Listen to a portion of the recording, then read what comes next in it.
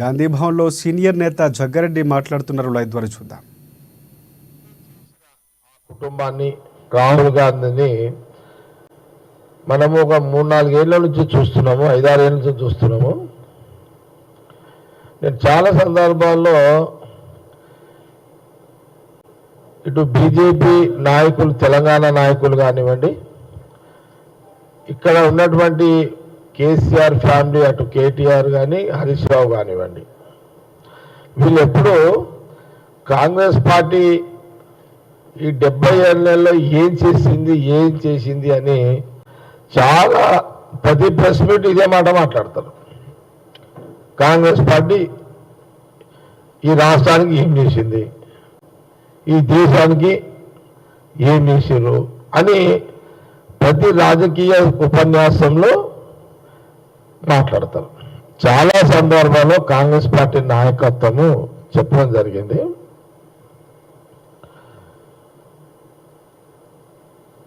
ఈ రాష్ట్రానికి సోనియా గాంధీ, రాహుల్ గాంధీ గారు తెలంగాణ రాష్ట్రాన్ని ఇచ్చారు కాబట్టి ఈ రాష్ట్రానికి 9 ఏళ్ళు కేసీఆర్ ముఖ్యమంత్రి అయ్యే అవకాశం వచ్చింది.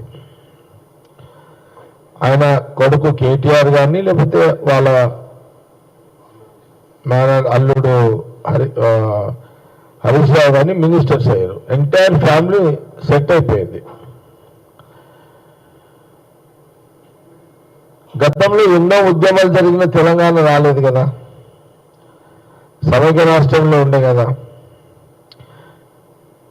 ఈసారి రాష్ట్రం ఇవ్వాలి, ఇక్కడ అనేక బలిదానాలు జరుగుతున్నాయి కాబట్టి అందరూ ఆ రోజు కేసీఆర్ కుటుంబాన్ని దృష్టిలో పెట్టుకొని రాష్ట్ర విభజన సోనియా గాంధీ, రాహుల్ గాంధీ గారు చేయలే. కానీ మీ ముందు ఒక ఉదాహరణ కనబడుతున్నది. ఈ దేశానికి ఈ రాష్ట్ర విభజన వల్లనే కేసీఆర్ ముఖ్యమంత్రి అయ్యిండు, మీ ఫ్యామిలీ అంతా సెటిల్ అయ్యారు. అది కాంగ్రెస్ పార్టీ, సోనియా గాంధీ పుణ్యమే.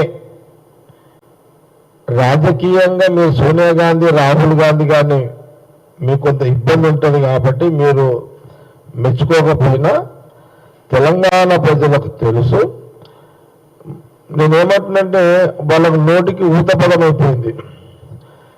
ఏం చేసిండ్రు కాంగ్రెస్, ఏం చేసింది, ఆ ఫ్యామిలీ ఏం చేసిందని. నీ ముందే ఒక పెద్ద ఉదాహరణ నీ ముందే ఉంది కదా. సోనియా గాంధీ, రాహుల్ గాంధీ కాంగ్రెస్ ఇచ్చిన దాంట్లోనే నువ్వు ముఖ్యమంత్రి అయినావు. సమైక్య రాష్ట్రంలో నువ్వు ముఖ్యమంత్రి అయ్యే అవకాశం ఉంటుండనా? రాష్ట్రం ఇవ్వకపోతే సమైక్య రాష్ట్రంలో కేసీఆర్ అనే నాయకుడు ముఖ్యమంత్రిగా అవకాశం రాకుండా కదా. ఈ ఆలోచన, ఈ జ్ఞానం వాళ్ళకి లేకపోవడం చాలా బాధ అనిపిస్తుంది. ఈ బీజేపీ నాయకులు వీళ్ళు.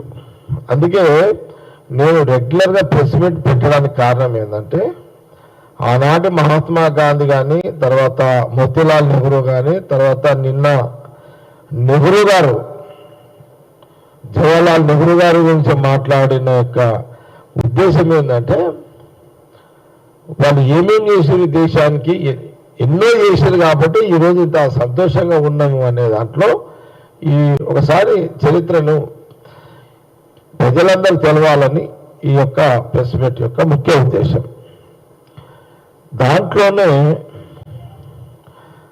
ఈరోజు ఇందిరాగాంధీ గారు చరిత్ర కూడా ఈరోజు తెలంగాణ ప్రజలకు, తెలుగు ప్రజలకు, దేశ ప్రజలకు తెలవాలి కాబట్టి ఈరోజు ఇందిరాగాంధీ గారి యొక్క వారు ప్రధానమంత్రి కాకముందు బాల్య జీవితము, ప్రధానమంత్రి కాకముందు, ప్రధానమంత్రి అయిన తర్వాత దేశ ప్రజలకు ఏం చేసింది, ఇది ఒకసారి జ్ఞాపకం చేయించే ప్రయత్నంలో భాగమే ఈ యొక్క ప్రెస్ మీట్.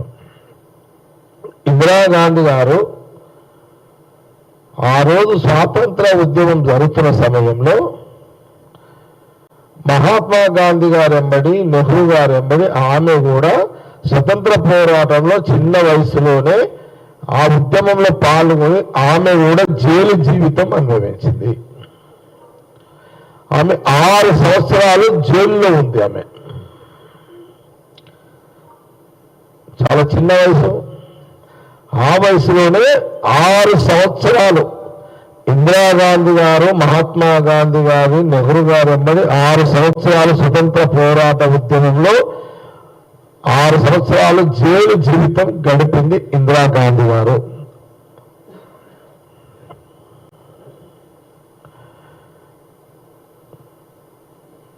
ఈ చరిత్ర బీజేపీలో ఎవరికి ఉంది చెప్పండి? ఎప్పుడైనా ప్రజా పోరాటాలు చేసి ప్రజల కోసము కొట్లాడి జైలు జీవితం గడిపిన చరిత్ర ప్రధానమంత్రి మోడీకుందా? అమిత్ షాకుందా? పోనీ ఇంత పెద్ద తెలంగాణ ఉద్యమం నడిపించిన అని చెప్పుకునే కేసీఆర్ గారు కూడా ఈ చరిత్ర ఉందా?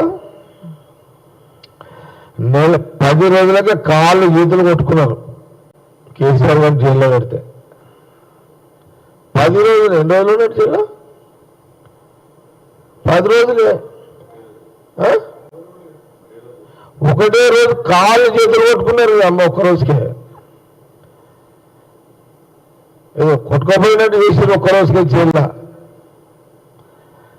అరే ఇందిరాగాంధీ గారు 6 ఏళ్ళు జైలు ఉంటే కేసీఆర్ ఒక్క రోజుకే కాళ్ళు చేతులు కొట్టుకున్నాడు. పెద్ద మనిషి, వయసులో పెద్దోడు. నేను కొంత లాంగ్వేజ్ పద్ధతిలో మాట్లాడుతున్నా. ఇది రాజకీయ విమర్శ, వ్యక్తిగత విమర్శ కాదు. ఒక్క రోజుకేనా దానికి లొల్లి వేసేసారు మొత్తం. మరి బీజేపీ వాళ్ళని అడుగుతున్నా నేను, ప్రజా జీవితంలో ప్రజా పోరాటాలు చేసి ఏ రోజన్నా జైలు జీవితము మోడీ గారు కానీ అమిత్ షా గారు కానీ గడిపరా? దీని మీద ఏమన్నా మా కాంగ్రెస్ గారు డిబేట్ చేస్తారా? అవును, అమిత్ షా గడిపిండు. ఆయన ఒక రైలు కాలబెట్టిన కేసులో ఆయన జైలు జీవితం గడిపాడు. నేను స్వాతంత్రం కోసం లేదా ప్రజల కోసం లేదు కదా. ఎందుకు